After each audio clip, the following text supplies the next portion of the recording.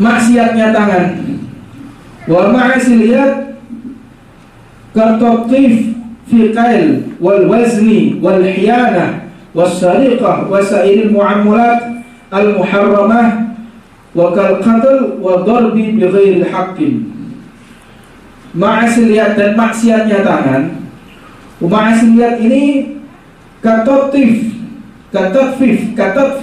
fi akli fil kaili, katatfif fi fil kaili, daripada mengurangi atau mengambil daripada timbangan. Misalnya timbangannya 1 kilo, jadi diringankan sama dia 1 kilo. Kadang-kadang dikai mahdit ya, dikai mahdit misalnya, ini banyak kejadian. Nah ini termasuk daripada maksiatnya tangan. Timbangan tadi dikurangi.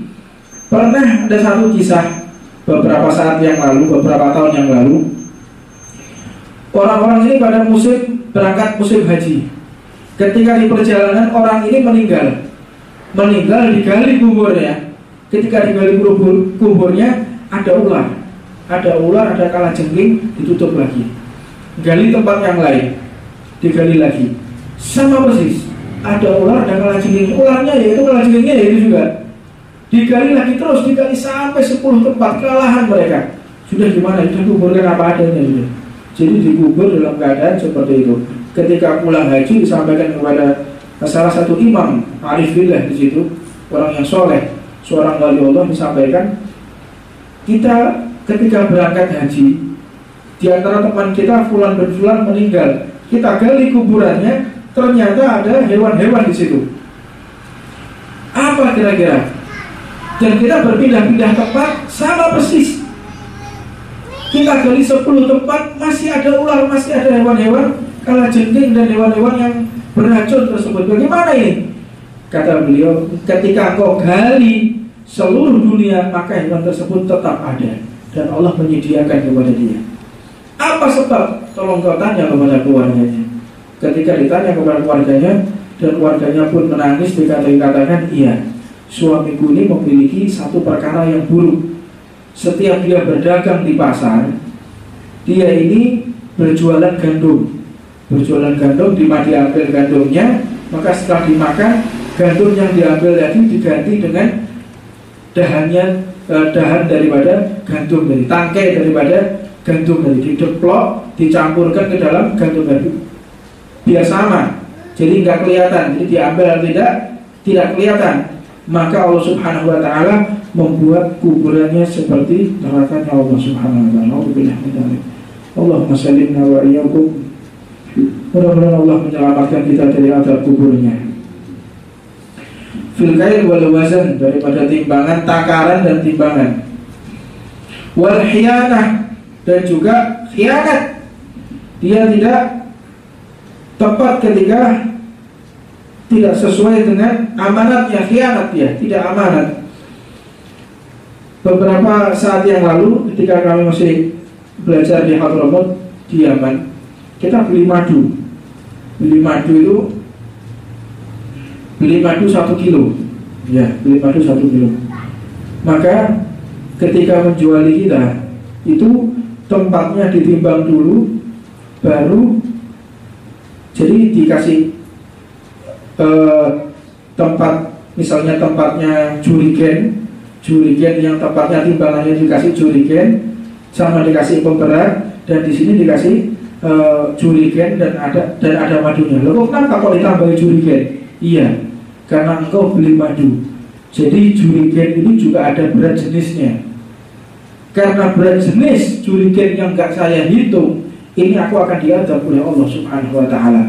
Mereka tuh menjaga nafkahnya sampai seperti itu. Makanya di sana itu mereka ketika menghafal Al-Quran mudah sekali. Ketika menerima kebaikan dari Allah Subhanahu wa Ta'ala sangat mudah sekali, karena memang benar-benar menjaga nafkah yang masuk ke dalam perutnya. Kini lah kan, tambah ono bleke, ono oponis, ya wes pokoknya iki. Jadi mereka itu benar-benar memperhitungkan bagaimana cara mencari nafkah. Nggak boleh sembarangan mencari nafkah, khususnya masalah takaran, masalah timbangan. Wasailul muamalat muharramah, dan segala sesuatu perbuatan yang diharamkan oleh Allah Subhanahu wa taala itu maksiatnya tangan. Seperti bagaimana? Wasariqah, seperti orang yang mencuri. Ketika orang mencuri, maka hukumnya adalah potong tangan. Dan ini adalah solusi terbaik yang Allah berikan kepada hambanya. Makanya undang-undang sekarang itu nggak akan bisa menyelesaikan. Undang-undang tentang masalah tipikor, tindak pidana korupsi, undang-undang tentang masalah pencurian, pasal sekian, sampai kiamat nggak akan selesai, nggak akan jadi solusi. Bagaimana solusinya? Potong tangan. Karena Allah yang menciptakan manusia, Allah yang lebih tahu tentang psikologis manusia. Jadi kalau kita mau tentram, kita mau selamat, dan kita mau tenang, dia gunakan daripada masalah syariatnya Allah Subhanahu wa taala. Di Hadramaut itu ketika saya berangkat Jumatan, itu ada uang kira-kira kalau uang sini sekitar 5 atau 6 juta jatuh. Jadi jatuh, hukum fikih itu ketika menemukan uang ditetapkan pada tempatnya, terus digaris, dihubungi, ditunggu sampai 1 minggu. Duit di pinggir jalan 1 minggu. Jumatan kita lihat, Jumatan lagi masih ada uangnya. Kain jajal loh ini. Semenit. Oh, pemenang dijogo, gak dijogo loh, kadang-kadang hilang ya. Pemenang gak dijogo loh hilang. Nah ini karena apa? Tidak ada penerapan daripada syariat Allah Subhanahu wa taala. Tetapi beratnya di zaman sekarang ini, kalau orang mengatakan syariat Allah ini yang utama, dituduh teroris. Ini repotnya. Oh, ini orang-orang pengikut ISIS. Oh, ini orang-orang yang tidak anti dengan undang-undang, orang-orang yang anti dengan Pancasila. Nah, orang ingin menegakkan syariat Allah tapi dituduh menjadi orang yang akan mengkudeta, orang yang tidak patuh atas bernegara. Padahal mereka nggak tahu. Ini orang-orang baru ini nggak tahu. Yang menciptakan undang-undang itu siapa? Kalau kita berbicara masalah hukum BW itu hukum Belanda, hukum kafir. Umat Islam tidak bisa patuh kepada itu.